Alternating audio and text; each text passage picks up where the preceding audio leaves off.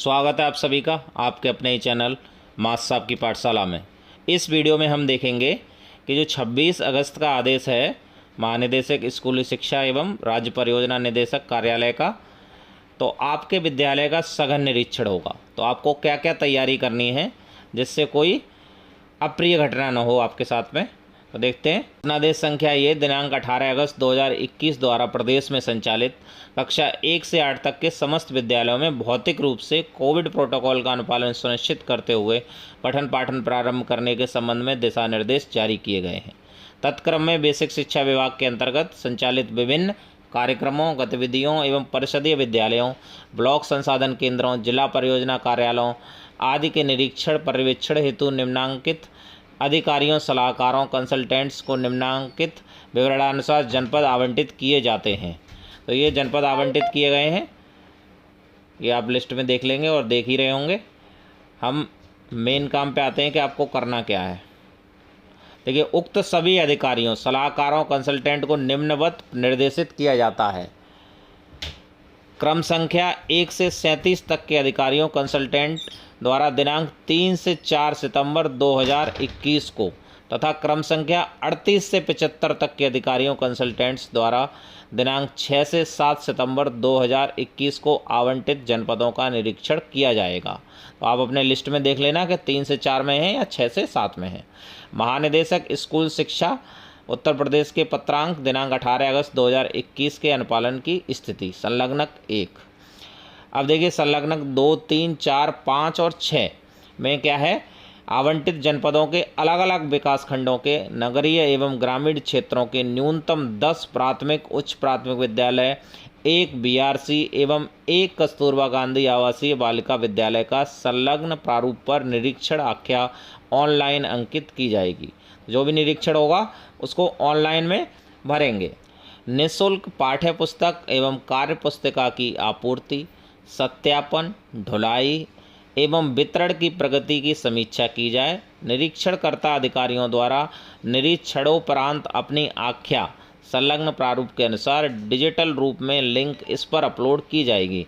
निरीक्षण के दौरान संबंधित जनपद के जिला मुख्यालय, विकासखंड, विद्यालयों आदि से संबंधित पाई गई कमियों के संबंध में संबंधित निदेशालय एवं प्राधिकरण को अपने स्तर से अवगत कराते हुए त्वरित कार्रवाई कराना सुनिश्चित किया जाए तथा समय समय पर इसका अनुश्रवण करते हुए कृत कार्रवाई से अधो हस्ताक्षरी को अवगत कराया जाए।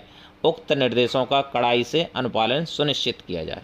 अब देखिए, आप संलग्नक देखेंगे हम कि कौन से संलग्नक में क्या है और उसी हिसाब से आपको अपनी तैयारी करनी है। देखिए, अधिष्ठान यूनिट चेक लिस्ट।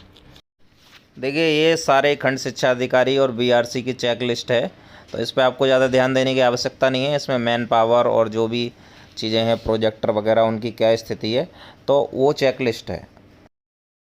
उसके बाद में देखिए, अनुश्रवण चेकलिस्ट गुणवत्ता। अब देखिए, आपके विद्यालयों के लिए ये मेन चीज़ है। जब आपके विद्यालय का निरीक्षण होगा तो वो ये सारी चीज़ें भरेंगे। विद्यालय का नाम, न्याय पंचायत का नाम, विकासखंड, जनपद, प्रधानाध्यापक का नाम, मोबाइल नंबर, उक्त विद्यालय में प्रधानाध्यापक की नियुक्ति तिथि और भ्रमण तिथि, जब उन्होंने भ्रमण किया तब वो अपना भ्रमण तिथि लिखेंगे। अनुश्रवण के समय अध्यापकों की उपस्थिति, पद का नाम, कार्यरत और उपस्थित।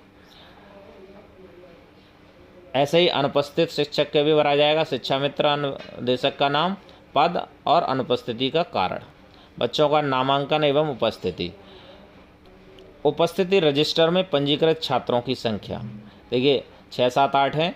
1, 2, 3, 4, 5, 6, 7, 8। भ्रमण के दौरान बच्चों की उपस्थिति कितनी थी और वो योग लिखेंगे। पूर्व में संचालित ई पाठशाला की स्थिति का अवलोकन समीक्षा। दूरदर्शन पर शैक्षणिक वीडियो का प्रसारण का अवलोकन करने वाले बच्चों की संख्या भरेंगे वो। व्हाट्सएप के माध्यम से ई कंटेंट प्राप्त करने वाले बच्चों की संख्या। कितने स्थानों पर मोहल्ला कक्षाओं का संचालन किया गया। मोहल्ला कक्षा संचालन की कार्ययोजना शिक्षक डायरी में चेक करें। तो देखिए, शिक्षक डायरी और ई पाठशाला और मोहल्ला क्लास का रजिस्टर आपको बहुत ज़रूरी है। और अगर ई पाठशाला मोहल्ला क्लास का रजिस्टर नहीं है तो डायरी तो 100% आपके पास में होनी चाहिए और मोहल्ला कक्षा संचालन भी उसमें लिखा हुआ होना चाहिए। और आपके पास में ये डिटेल होनी चाहिए कि कितने बच्चों ने वीडियो जो दूरदर्शन पर प्रसारित हो रहे हैं वहाँ से देखे हैं और कितने बच्चों ने ई कंटेंट को देखा है। विद्यालय के कक्षों में प्रेरणा लक्ष्य, प्रेरणा तालिका, प्रेरणा सूची चस्पा की गई है कि नहीं की गई है, ये भी आपको कर लेनी है। 37 प्रकार की प्रिंट रिच मटेरियल कुल 102 विद्यालय में उपलब्ध हैं कि नहीं है। जो 102 चार्ट दिए गए थे वो उपलब्ध हैं कि नहीं है। विद्यालय में सक्रिय पुस्तकालय स्थापित है या नहीं है। सभी शिक्षकों के पास शिक्षक डायरी उपलब्ध है या नहीं है। तो सभी शिक्षकों की शिक्षक डायरी चेक होगी, चाहे वो शिक्षक हो, चाहे शिक्षा मित्र हो, चाहे अनुदेशक हो, सभी की होगी। विद्यालय के सभी शिक्षकों द्वारा दीक्षा के माध्यम से ऑनलाइन प्रशिक्षण किया जा रहा है या नहीं जा रहा है। तो अगर वो देखना चाहेंगे तो वो उसमें आपके दीक्षा में खोल के देख लेंगे कि आपने कितने प्रशिक्षण किए हैं। शिक्षक संकुल द्वारा आयोजित बैठक में शिक्षकों की प्रतिभागिता की स्थिति। बीआरसी पर पिछले बीयू हेड टीचर बैठक कब आयोजित की गई थी। क्या एआरपी एसआरजी डाइट मेंटर द्वारा सपोर्टिव सुपरविजन किया जाता है। अंतिम सपोर्टिव सुपरविजन कब किया गया था। शिक्षक प्रधानाध्यापक विभागीय निर्देशों शासनादेशों से भिज्ञ हैं। कृपया निम्नवत निर्देश शासनादेश के बारे में पूछें। मिशन प्रेरणा, मानव संपदा, print rich material, math kit, पुस्तकालय, टाइम एंड मोशन, ई पाठशाला 5.0 इत्यादि। तो आपको ये सारी चीज़ें पता होना चाहिए। ई पाठशाला 5.0 कब से स्टार्ट हुई। तो ई पाठशाला 5.0 स्टार्ट हुई है 4 जुलाई से, लेकिन 4 जुलाई को संडे था तो उसका क्रियान्वयन 5 जुलाई से हुआ। विद्यालय द्वारा स्टैंडर्ड ऑपरेटिंग प्रोसीजर के अनुपालन की स्थिति। जो प्रेषित निर्देश दिए हैं उसके अनुसार निःशुल्क पाठ्य पुस्तक, यूनिफॉर्म, जूता, मोजा, स्वेटर, बैग का वितरण एवं अभिलेखीकरण किया गया है अथवा नहीं। देखिए इसमें क्या है, क्योंकि पिछली साल में मध्याह्न भोजन जो भेजा गया था वो डीबीटी के माध्यम से भेजा गया, तो आपने वो डीबीटी कर दी है कि नहीं कर दी है, तो वो उस हिसाब से आपके पास में रिकॉर्ड होगा, उसके चेक्स का रिकॉर्ड होगा, उसके प्रिंट आउट निकाल के रखें आप। दूसरा, ये पाठ्य पुस्तक, यूनिफॉर्म, जूता, मोजा, स्वेटर, बैग का जो वितरण है उसका अभिलेखीकरण करके रखें आप। ऑपरेशन कायाकल्प संलग्न चेकलिस्ट के आधार पर अवलोकन करेंगे और अनुश्रवणकर्ता की टिप्पणी, तो वहाँ की टिप्पणी होगी, अनुश्रवणकर्ता का नाम, पद एवं हस्ताक्षर। और आप देखिए ऑपरेशन कायाकल्प, विद्यालय का नाम, विकासखंड का नाम, जनपद, भ्रमण की तिथि, बालक शौचालय, टाइल्स हैं कि नहीं है, रनिंग वाटर, सफाई और टिप्पणी, बालिका शौचालय, दिव्यांग सुलभ शौचालय, शौचालय मूत्रालय में नल जल आपूर्ति, शौचालय मूत्रालय का टाइलीकरण, हैंड वॉशिंग यूनिट, रसोई घर, शुद्ध पेयजल, कक्षा कक्ष की फर्श का टाइलीकरण, विद्यालय की समुचित रंगाई पुताई, श्यामपट, विद्यालय परिसर में दिव्यांग सुलभ रैंप एवं रेलिंग, विद्यालय का विद्युत संयोजन, कक्षा कक्ष में उपयुक्त वायरिंग एवं विद्युत उपकरण। और टिप्पणी अभियुक्ति, इसमें देखिए ऊपर के जो 9 पॉइंट हैं उन 9 पॉइंट्स में टाइल्स, रनिंग वाटर, सफाई और टिप्पणी लिखी जाएगी। देखिए मध्याह्न भोजन योजना अंतर्गत निरीक्षण के बिंदु, तो आपको 3 बीच चीज़ों पे ध्यान देना है। एक तो आपकी जो कक्षा कक्ष की स्थिति है उसमें आपकी सारी मटेरियल लगे हुए होने चाहिए, जैसे प्रेरणा तालिका, प्रेरणा लक्ष्य, आपके 102 चार्ट्स उपस्थित होने चाहिए, आपका रीडिंग कॉर्नर होना चाहिए, पुस्तकालय की स्थिति ठीक होनी चाहिए। दूसरा, सभी की शिक्षक डायरी भरी होनी चाहिए, सभी को शासनादेश के बारे में पता होना चाहिए, दीक्षा, मानव संपदा, प्रेरणा लक्ष्य, प्रेरणा ऐप, तो ये सारी चीज़ें आपको पता होनी चाहिए। तो ये अगर आपको नहीं पता है तो वो सारी चीज़ों की तैयारी कर लीजिए आप, और इन सब का लिंक आपको डिस्क्रिप्शन में मिल जाएगा और मैं एक पीडीएफ बना के आपको दे दूंगा, तो उसमें से भी आप देख सकते हैं। मध्याह्न भोजन योजना अंतर्गत निरीक्षण के बिंदु, निरीक्षण तिथि, विद्यालय का नाम, विद्यालय का यूडाइस कोड, छात्र नामांकन, प्राथमिक में गर्ल्स कितने थे, बॉयज़ कितने थे, तो ये बना कर रखें आप पहले से ही। निरीक्षण के दिवस में मध्याह्न भोजन का वितरण किया गया कि नहीं किया गया, यदि हाँ तो भोजन ग्रहण करने वाले छात्रों की संख्या, तो ये तो एमडीएम में आप भरते ही होंगे डेली, यदि नहीं तो कारण बताएंगे। विद्यालय में खाद्यान्न की उपलब्धता है या नहीं है, विद्यालय में धनराशि की उपलब्धता है या नहीं है, यदि है तो कितनी है।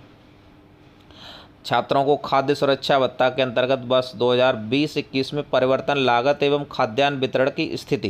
देखिए मैंने आपको पहले ही बताया था कि डीबीटी के थ्रू हुआ था, तो आपके पास में ये पूरा रिकॉर्ड होना चाहिए। जैसे प्राथमिक में छात्र संख्या, खाद्यान्न वितरण कितने को हुआ, या छात्र संख्या भरी जाएगी तो आपके पास में होने चाहिए 76 दिवस में खाद्यान्न वितरण कितने बच्चों को हुआ, परिवर्तन लागत कितने बच्चों को हुआ, 49 दिन में कितने को, परिवर्तन लागत कितने को, 138 दिन और 124 दिन। प्राइमरी जूनियर के हिसाब से प्राइमरी में 138 दिन और जूनियर के में 124 दिन। प्रेडा पोर्टल पर डेटा अपलोड की स्थिति, तो वो डेटा अपलोड की भी स्थिति चेक करेंगे चरण 76 दिवस में, हाँ या नहीं। अपलोड की स्थिति अगर नहीं हुई है तो क्यों नहीं हुई है, उसका कारण। खाद्यान्न एवं धनराशि विवरण संबंधी उपभोग प्रेडा पोर्टल पर ऑनलाइन अंकित कर दिया है या नहीं कर दिया है, यहाँ पे मार्क करेंगे। छात्र और अभिभावकों को खाद्यान्न एवं धनराशि प्राप्ति की स्थिति, यदि हाँ तो खाद्यान्न की मात्रा व धनराशि अंकित करें। यहाँ पे किसी भी अभिभावक से वो पूछ लेंगे, तो आपको ये पता होना चाहिए कि 76 दिवस में कितना खाद्यान्न और कितनी धनराशि दी थी। 49 दिन में कितना खाद्यान्न, कितनी धनराशि, 138 दिन और 124 दिन में।